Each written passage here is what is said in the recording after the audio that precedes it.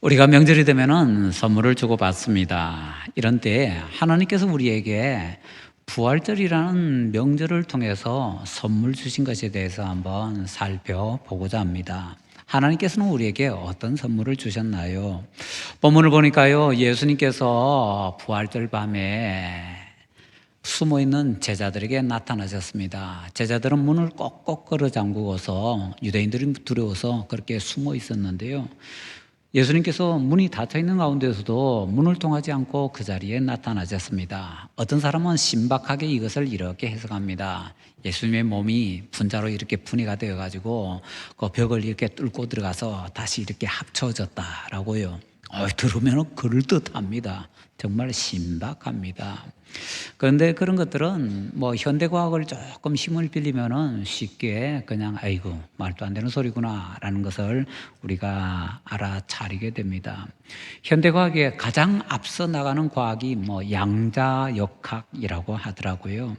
그 양자역학에서 양자라는 것은 퀀텀이라고 하는데 라틴어로는 뭐 퀀툼이라고 하더군요. 퀀텀은 영어인데 영어보다는 라틴어 퀀툼을 써야 바르다. 또 뭐 이렇게 얘기를 하더라고요. 그래서 이제 퀀툼이라고 얘기해 볼게요. 퀀툼, 양자라는 것은 어떤 도약을 한다는 겁니다. 그 양자라는 것은요, 여기 있다가 저기로 갈 때 길을 거치지 않고 툭! 그냥 도약, 뛰어 올라가 버린다는 겁니다. 그래서 이제 독특한 그 현상, 아주 미시세계, 눈에 안 보이는 아주 작은 세계에서 그런 일이 벌어진다라고 하는데요.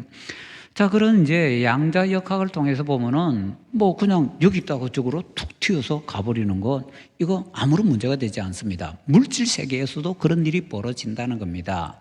부활하신 예수님께서는 영적인 몸이기 때문에 그냥 벽을 통과하지 않고도요, 여기서 저기로 바로 옮기실 수가 있습니다. 위치 이동이라 할 수 있고요, 또는 순간 이동이라고 할 수도 있을 겁니다. 여기서 저기서 어떤 거치는 것 없이 바로 위치만 이동하는 것 가능하다는 얘기지요. 물질 세계에서도 그게 가능하다면 영적인 세계에서는 더 가능할 것 아닙니까?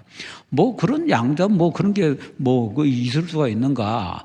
양자역학에 대해서는 뭐 전 잘 모르지만은 아인슈타인이 그 노벨상을 받을 때 우리는 상대성 원리를 통해서 받았다라고 생각하지만 아니라 그러네요. 광양자라는 것을 통해서 노벨상을 받았다고 합니다.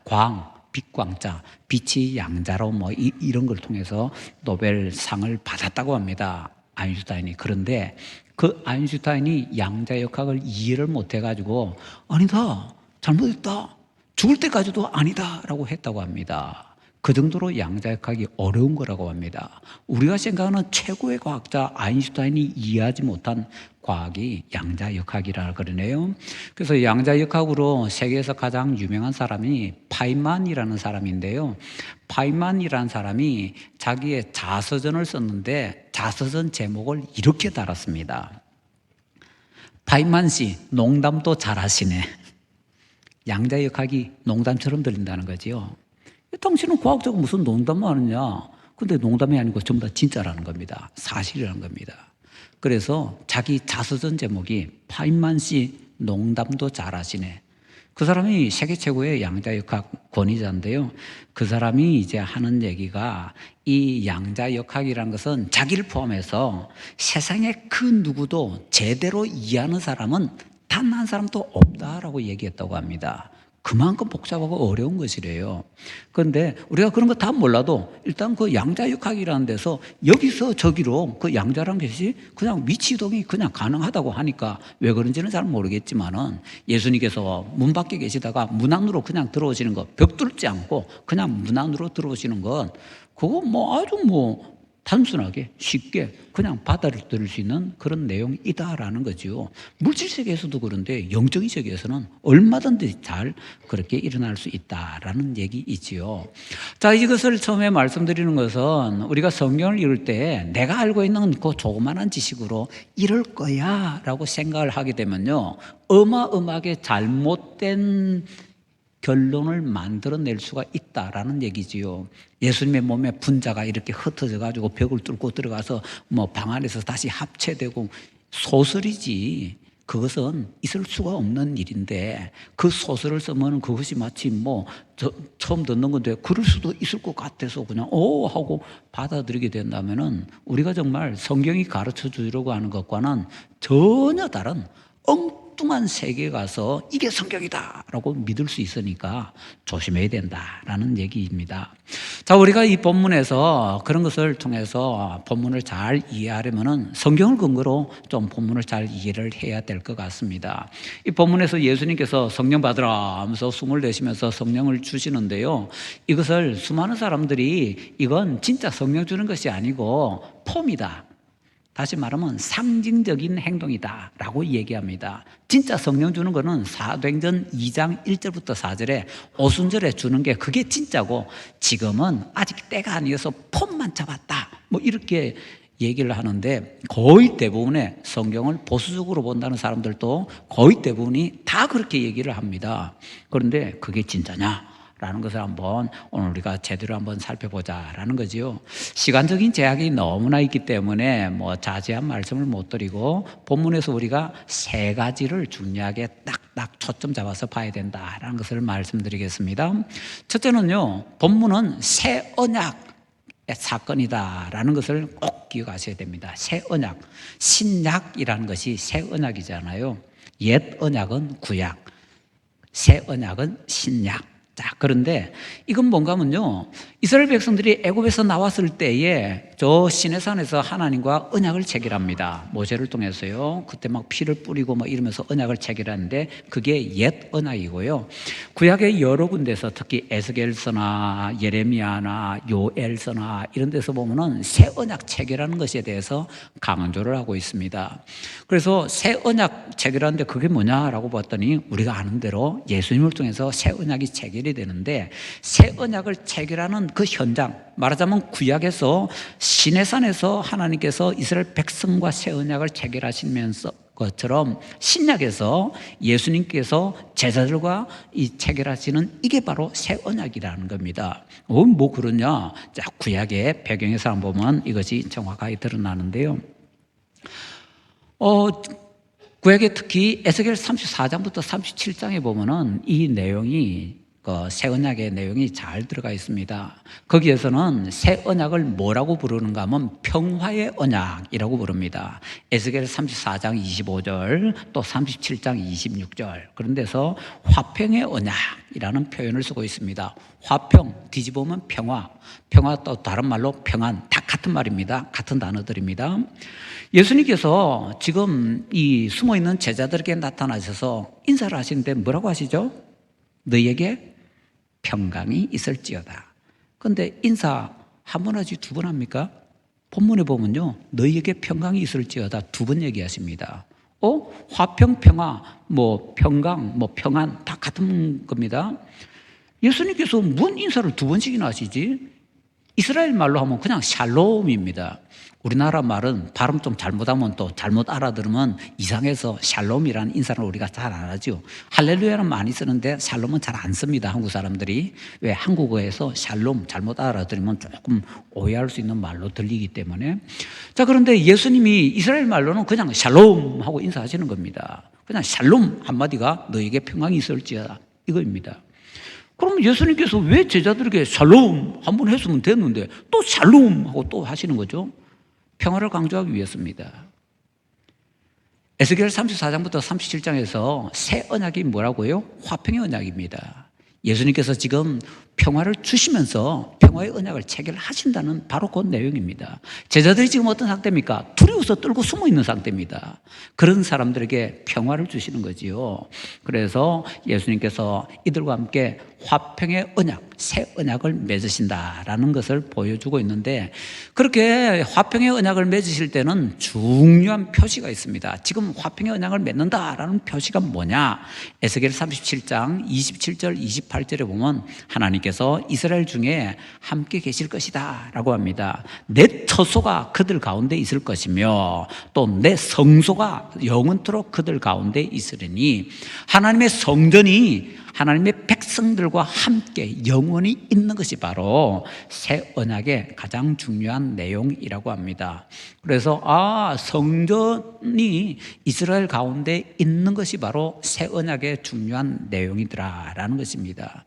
그런데 우리가 요한복음 20장 19절을 자세히 보면요, 중요한 말이 있습니다. 예수님께서 그 방에 들어오셨는데 어디에 어떻게 계시죠? 가운데 서서 그냥 있는 게 아니라는 겁니다. 예수님께서 제자들 가운데 서신 것은 새로운 성전으로 지금 거기 계신다는 겁니다. 예수님 성전이란 말도 없는데. 다시 보면요, 요한복음에는 어떤 것을 많이 쓰는가 하면은 수미상관이라는 것을 많이 쓰는데요, 앞에서 하나 얘기해 놓고는 뒤에서 다시 그것을 같이 또 연결시켜서 얘기하는데 요한복음에 이런 것이 굉장히 많습니다. 자, 그러면 수미상관이라는 것을 보면은 요한복음 첫 부분에 성전이 나옵니다. 어떤 성전이 나옵니까? 예수님께서 2장에서 말씀하십니다. 너희가 이 성전을 헐라 내가 사흘 동안에 다시 일으키리라. 사람들은 우리가 이 46년 동안 지었는데 네가 무슨 사흘 만에 어쩌고저쩌고 그렇게 예수님을 막 비난을 하지요. 그런데 그때에 아마 예수님께서 손가락으로 가리킬 때 예루살렘 성전을 향해서 이 성전을 헐라 하지 않고 손가락을 예수님의 몸을 향해서 가리키셨을 겁니다. 이 성전을 헐라 내가 사흘 동안 다시 세우리라. 결국에는 예수님께서 고난받으시고 죽임 당하시는 그것이 성전이 무너지는 것이고요, 사흘 만에 부활하시는 것이 성전이 다시 세워지는 겁니다. 그 성전이 뭐냐? 예수님의 몸이라고 합니다. 부활하신 예수님께서 십자가에 못 박혀 죽임을 당하시고 사흘 만에 부활하신 예수님, 성전을 다시 세우신 거지요. 무너진 성전을 다시 세우신 예수님께서 그 제자들이 모여있는 가운데 서신 겁니다. 에스겔서에서 말하는 정확하게 내 성소가 그들 가운데, 그 말씀 그대로 지금 그대로 이루어지고 있는 것입니다.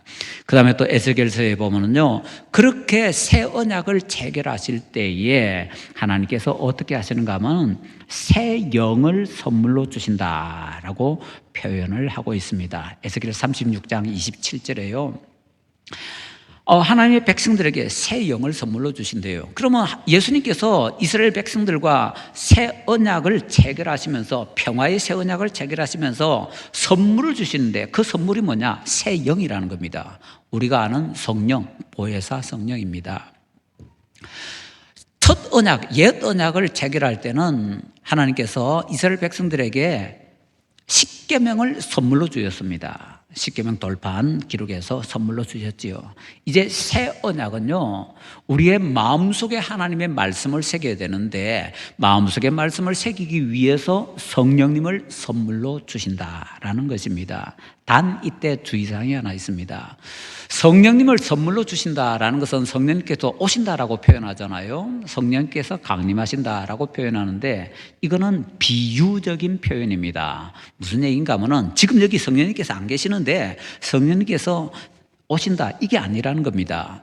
창세기 1장 2절에 보면요, 하나님 창조하실 때 성령님께서 수면에 운행하고 계십니다. 천지 창조 처음부터요, 성령님께서는 세상에 계셨습니다. 그럼 예수님께서 성령님을 보내주신다, 성령님을 주신다, 이거는요 무슨 표현인가 하면, 또 성령님이 오신다, 이건 뭔 표현인가 하면, 성령님께서 여기 세상에 언제든지 하나님이시기 때문에 언제든지 항상 어디에든지 계시면서 활동을 하시는데 이전에 하지 않던 활동을 새롭게 하신다라는 겁니다. 그걸 성령께서 오신다라고 비유적으로 표현을 하고 있는 것입니다. 자, 예수님의 십자가와 죽음을 통해서 그리고 부활을 통해서 성령님께서 새로운, 과거에 하지 않던 활동을 하시는데 그런 새롭게 활동하시는 성령님을 보혜사라고 그러잖아요. 구약의 성령님을 보혜사라고 부르지 않습니다. 신약시대의 예수님의 십자가와 부활 이후부터 활동하시는 성령님을 보혜사라고 부르는데 다른 분이 아니고 같은 분인데, 구약시대에 하지 않으시던 그런 일들을 예수님의 십자가와 부활을 통해서 하실 수 있게 되어서 그걸 해주신다라는 얘기입니다. 물론 예전에는 왜 못하셨는가? 우리의 죄 때문에 못해주신 겁니다. 하고 싶어도. 그런데 예수님께서 십자가에서 우리의 죄를 처리하시고 우리가 천국 갈 수 있도록 부활을 하신 이후에 그 활동을 해주실 수 있어서 그런 활동을 하시는 성령님을 보혜사라고 부른다라는 것이지요. 자, 새 언약을 체결하는 가장 중요한 것은요, 성령님을 선물로 주시기 위해서라는 것입니다. 그리고 그 성령님을 선물로 주실 때 그 성령님을 상징적으로 뭐라고 표현하는가 하면요, 에스겔서 37장 9절에서는 호흡, 숨이라고 표현하고 있습니다. 우리 본문에서 예수님께서 제자들에게 성령을 줄 때 뭐라고 하시죠? 어떻게 표현하시죠? 숨을 내쉬며, 그 숨이 에스겔서 37장에 나오는 그 말과 사실은 같은 말입니다. 같은 단어. 그래서 에스겔서에서도 성령님을 호흡, 숨이라고 상징적으로 표현하고 있고, 요한복음 여기서도 성령님을 숨이라고, 지금 호흡이라고 상징적으로 표현하고 있습니다. 그러니까 이 장면은요, 우리가 그냥 잘 모르면 그냥 휙 지나가 버리겠지만, 에스겔 34장부터 37장을 딱 아는 사람들은, 우와! 에스겔서에서 약속했던 그 새 언약이 지금 체결되고 있는 거네? 정확하게 나타난다는 겁니다. 화평 언약이고요. 이 화평의 언약을 맺을 때 또 어떻게 합니까? 성전이 그들 가운데 서는데, 예수님의 부활하신 몸이 성전으로서 그들 가운데 서시는 거고요. 그리고 더 나가서 그때 성령을 선물로 주시는데, 그 성령을 호흡, 숨이라고 상징적으로 표현하는 것까지 에스겔서가 딱 맞아떨어지면, 그러니까 요한복음 20장 19절부터 23절은 에스겔서 34장부터 37장을 요약해서 성취해서 보여주는 내용이다. 구약을 아는 사람들은 이렇게 정확하게 얘기할 수 있다라는 겁니다. 자, 본문은 첫 번째 새 언약의 사건입니다. 그 새 언약의 사건은 뭐라고요? 성령님을 선물로 주려고 하는 사건이더라 라는 것입니다. 자, 그 다음에 두 번째로는요, 이렇게 성령님을 선물로 주실 때 어떻게 주시느냐라는 것이 문제인데, 이것을 위해서 일단 우리가 어떤 중심이라는 것을 생각해야 됩니다. 어릴 때 콤파스 가지고 원 많이 그려보셨죠? 콤파스 한쪽 다리 콕 찍어 놓고 다른 쪽에는 연필 같은 거 꼽아서 한 바퀴 뺑 돌리면 원이 나오잖아요. 우리는 세상이 원처럼 여러 가지 그렇게 만들어지고 있다라고 생각을 하는데, 실제로 세상 보면요, 동그란 원으로 되어 있는 것은 거의 없습니다. 좀 비스듬한 원들입니다. 그럼 비스듬하게 좀 길쭉한 원을 뭐라고 하는가 하면 타원이라고 그러잖아요. 중학교, 고등학교 가면 이제 타원이라는 걸 배우기 시작합니다. 뭐 초등학교 때는 그냥 동그란 원만 배우는데, 중고등학교 가니까 타원이라고. 근데 타원은요, 중심이 하나가 아니라 둘이더라고요. 두 점에서 똑같은 거리에 있는 점들을 쭉 이으니까 계란처럼 생긴 타원이 나오더라, 이 얘기입니다. 세상의 대부분의 것들은 타원처럼 생겼습니다. 무슨 말인가 하면은 성령님을 주시는 사건도 초점이 하나가 아니라 둘이라는 겁니다. 그걸 우리가 잘 생각해야 됩니다. 그래서 두 번째는요, 이 타원이라는 것을 통해서 성령님을 주시는 사건을 생각을 해야 되는데, 그러기 위해서 요한복음 전체에서 우리에게 가르쳐주는 것을 생각을 하면요, 요한복음 전체에서 예수님과 함께 연결시키는 단어가 영광이라는 단어입니다. 예수님께서 영광을 받으시는 것, 특히 성령님을 주시는 사건을 영광과 연결시켜서 이렇게 얘기합니다. 요한복음 7장 39절에서 이는 그를 믿는 자들이 받을 성령을 가리켜 말씀하신 것이라. 예수께서 아직 영광을 받지 않으셨으므로 성령이 아직 그들에게 계시지 아니하시더라. 예수님께서 사역하시는 중에는요, 아직 영광을 안 받으셨기 때문에, 그래서 성령님을 주신다고 말씀을 하시지만 그때는 약속입니다. 요한복음 7장에서는 약속이고, 그래서 아직 성령님이 그들에게 주어지지 않습니다. 성령님이 주시는 것과 영광이 딱 연결이 되네요. 영광을 받으셔야 성령님을 주신다는 겁니다. 그런데 요한복음에서는 예수님의 영광을 뭐라고 가르쳐 주는가 하면요, 또 예수님의 영광을 때와 같이 연관을 많이 시키는데, 예수님의 때, 그 때는 영광의 때고요, 예수님께서 영광 받으시는 때를 보니까 이게 우리가 생각하는 거하고 조금 다릅니다. 어떻게 다른가 하면, 우리는 보통 영광하면 높아지는 걸 생각하잖아요. 그래서 예수님께서 영광 받으셨다 할 때는 부활하시고 승천하시고 하나님 보좌 우편에 앉으시고, 그걸 영광이라고 합니다. 그 앞에는요, 예수님께서 순환당하시고 십자가에서 죽임당하시고 무덤에 장사되는 것은 예수님께서 낮아지셨다 해서 비하라고 표현합니다. 그런데 요한복음에서는요, 예수님의 영광에 대해서 얘기할 때 높아지는 것도 영광이지만 낮아지는 것도 영광이라고 표현합니다. 요한복음 잘 읽어보면요. 그래서 그걸 정리하면 이렇게 얘기할 수 있습니다. 요한복음에서 우리에게서 제시하는 영광은요, 낮아지는 영광이 있고 높아지는 영광이 있습니다. 낮아지는 영광을 한자로 비하 영광, 높아지는 영광을 승귀 영광. 그러면은 그 구분하는 선이 어딘가 하면은 바로 십자가와 부활 그 사이입니다. 순환 받으시고 십자가에서 죽임 당하시고 무덤에 장사 지내는 것, 크게 보면 그 세 가지 묶어서 낮아지는 영광. 그 다음에 높아지는 영광은 부활하시고 승천하시고 하나님 보좌 우편에 앉으시는 것, 요걸 높아지는 영광. 그래서 낮아지는 영광, 높아지는 영광 묶어서 영광이라고 요한복음에서 표현을 한다라는 거지요. 그리고 요한복음에서는 이 영광이라는 것을 표현하기 위해서 또 다른 단어도 하나 더 사용하는데, 우리가 잘 아는 요한복음 3장 16절 있잖아요. 그 말씀 앞에 14절 15절을 정리한 것이 요한복음 3장 16절입니다. 그럼 14절 15절에서는 뭘 얘기하는가 하면 인자가 들려야 된다고 표현합니다. 인자가 들린다. 나중에 봤더니 십자가로 들리는 것, 그걸 말합니다. 그런데 예수님께서 십자가로만 들립니까? 아니죠. 부활하신 이후에는 하늘로도 들리시던데요. 하늘로 들리는 것을 우리가 뭐라고 하죠? 승천이라고 합니다. 그러고 보니까 요한복음에서 많이는 안 쓰이지만은 들린다라고 예수님께서 말씀하시는데, 예수님의 들리는 것도 두 가지입니다. 십자가로 들리는 것, 하늘로 들리는 것. 십자가로 들리는 것은 낮아지는 영광, 하늘로 들리는 것은 높아지는 영광. 그러고 보니까요, 요한복음에서는 때, 영광, 들린다, 이 모든 것이 다 같은 것을 가리키고 있는데, 하나는 낮아지는 영광, 또 하나는 높아지는 영광을 얘기하고 있더라라는 거죠. 그러면 이렇게 정리할 수 있죠. 예수님께서는 영광을 받으시는데 두 단계로 영광 받으신다고요. 낮아지는 영광 받으시는 단계, 높아지는 영광 받으시는 단계. 그런데 우리가 앞에서 정리했잖아요. 새 언약을 체결하시는데 뭘 위해서요? 성령님을 선물로 주시기 위해서 새 언약을 체결하시는데, 그 새 언약을 어떻게 체결하시는가 하면 예수님의 그 사역들을 통해서 체결하시거든요. 그 예수님의 사역들 중에서 가장 중요한 것이 순환 받으신 거와 부활하신 거 두 가지인데, 그러고 나서 보니까 낮아지는 영광을 통해서 예수님께서 성령님을 주시고, 높아지는 영광을 통해서 성령님을 주시고 두 번 주신 수 있다라는 거지요. 실제로 그게 사실이라는 겁니다. 그게 어떻게 사실이냐? 요한복음 20장 19절부터 23절에 이것을 많은 사람들이 상징이라고 얘기하는데, 상징이 아니고 진짜 성령님을 선물로 주는 사건이라는 겁니다. 앞에 새 언약 때는요, 상징 아닙니다. 실제로 선물로 주시는 겁니다.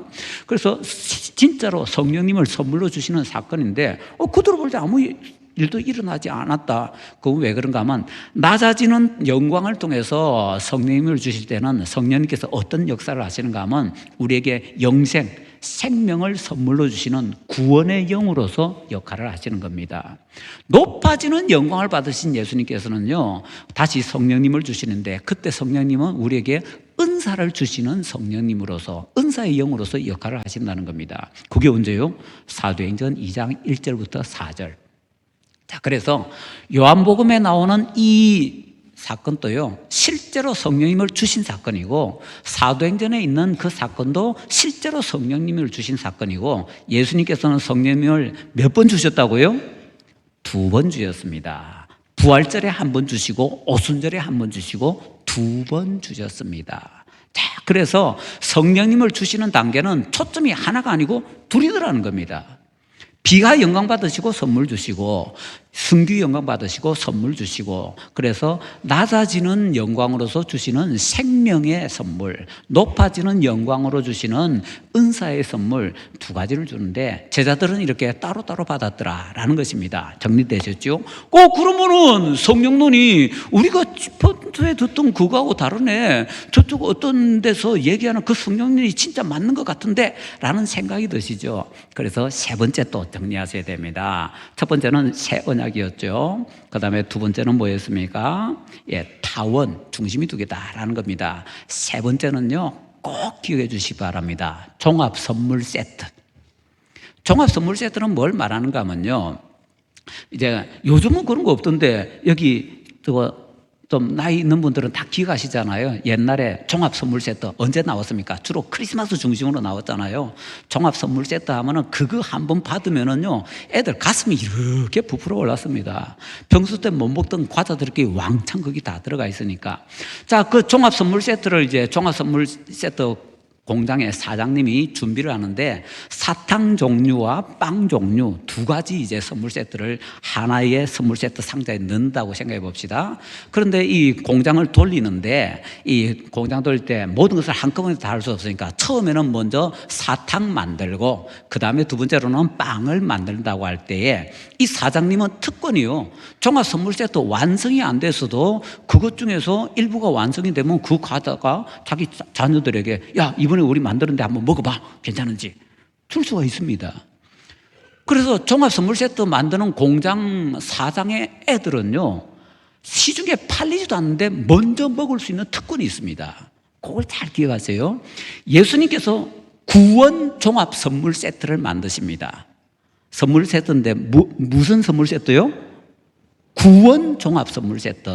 구원 종합 선물 세트를 만드시는데, 그 선물 세트의 반이 생명을 주시는 것이고 반이 은사를 주시는 건데, 생명을 주시는 성령을 주실 때는요, 낮아지는 영광을 통해서 주시고, 은사를 주시는 것은요, 높아지는 영광을 통해서 주시고, 성령을 부활절에 한번 주시고 오순절에 한번 주십니다. 그래서 제자들은 두 번 받았는데 단 그 제자들은 우리의 모델이 아니라는 겁니다. 왜냐하면 예수님께서 선물 세트 만드는 중이시니까. 말하자면 예수님을 뭐로 비유하면 됩니까? 종합 선물 세트 공장의 사장님. 그 사장님 집 애들이 누구요? 제자들. 그래서 구원 종합 선물 세트 만드는 중에 제자들에게는 생명을 따로, 그 다음에 은사를 따로 두 번 선물 세트로 따로 주셨는데, 종합 선물 세트 만들어지고 나면은 종합 선물 세트에서 가장 중요한 것 중에 하나가 뭔지 아십니까? 포장입니다. 포장지 막 떨어지게 피가 반짝게 해가지고 그 포장지 보는 즐거움, 그 포장지 뜯는 즐거움이 얼마나 큰 줄 아세요? 그런데 종합 선물 세트 딱 팔면서 가게에서 종합 선물 세트를 가게 주인이 선물 세트 딱 뜯어가지고는, 자, 사탕, 자, 빵 따로 팔면은 그건 누가 사겠습니까? 아무도 안 삽니다. 종합 선물 세트는요, 통째로 팔아야 되고 통째로 사고, 산 사람이 한꺼번에 다 사는 겁니다. 그래서 성령님을 선물로 주실 때에 완성하고 있는 단계 속에서는 제자들은 따로 받았는데, 딱 완성이 되고 나서는요, 포장지가 딱 구원하고 포장지가 하나로 묶여 있기 때문에 우리는 따로 받을까요? 한꺼번에 받을까요? 결론 났죠? 우리는 한꺼번에 받습니다.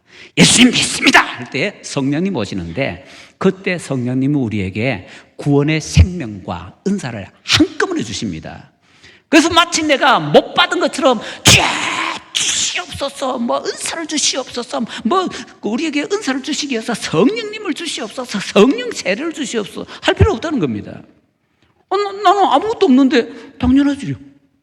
왜 당연한가 하면은, 우리가 구원받을 때 성령님께서 우리에게 영생도 주시고 은사도 주시는데, 그 은사 주신 것은요, 우리에게 씨앗을 주신 겁니다. 씨앗 가지고 있는 사람은 어떻게 됩니까? 그 씨앗을 싹이 나가게 해야 되고 자라나가야 됩니다. 내가 물도 안 주고 싹이 나기도 안 했기 때문에 없는 겁니다. 지금 방언을 하고 싶은 사람은요, 큰 소리로 하나님 앞에 기도해야 됩니다. 장로교 신자들이 왜 방언 못 받느냐? 간단합니다. 큰 소리로 기도 안 하기 때문에. 아주 쉽습니다. 장로교 신자들도 정말 간절하게 부르짖으면서 기도하면은요, 수많은 사람들이 방언할 수 있고 실제로 합니다. 그런데 장로교에서는 어떻게 배우지요? 이런 기도 배우잖아요. 그래서 장로교 신자는요, 하고 자기 입을 스스로 다물고 혓바닥을 자기가 절대로 움직이지 않으려고 하기 때문에 하나님께서 방언을 주셔도 방언이 나올 수가 없는 겁니다. 아주 쉬운 이치입니다. 나한테 신유의 은사가 있는가 없는가 어떻게 알 수 있습니까? 병든 사람 위해서 기도 많이 해야 됩니다. 병든 사람 위해서 열심히 기도하다 보면 내가 방언의 은사를 받았으면요, 그 다음에 어떻게 됩니까? 싹이 나게 되고 줄기가 점점 커지게 되고 큰 나무가 되지요. 기도 안 하면은요, 병자 붙잡고 기도 안 하면 나한테 혹시 치유의 은사 씨앗이 있다 할지라도 그게 자라날 수도 없고 그냥 그대로 씨앗 그대로 내 속에 있는 겁니다. 있는지 없는지는 해봐야 하는 겁니다. 내가 뭐 무슨 은사가 있는지, 내가 전도의 은사가 있는지 없는지. 전도의 은사를 주시면 열심히 전도하겠습니다? 아니요. 전도를 해봐야 됩니다. 전도를 했는데 다른 사람들은 전도해도 뭐 한 명, 두 명밖에 못하는데 나는 처음에 한 명, 두 명도 겨우 했는데 자꾸 하다 보니까 5명, 10명 하게 된다. 그러면 나한테 전도의 은사가 있었구나. 그때 가서 확인할 수 있게 된다라는 거지요. 그래서 우리는 성령님을 받을 때 구원종합 선물 세트로 한꺼번에 받기 때문에 따로 은사 주시옵소서 하고 뭐 못 받은 것처럼 막 그렇게 할 필요 없고, 그런데 우리에게 무슨 은사가 주어져 있는지 아직은 씨앗의 형태로 심겨져 있기 때문에 몰라요. 물 주면서 부지런히 가꾸다 보면 이런 은사가 있었네, 이런 은사가 있었네, 이런 은사가 있었는데 깨달아 알 수 있으니까. 그래서 중요한 것이 교회 안에서 여러 가지 일을 찾아서 봉사 많이 하는 겁니다.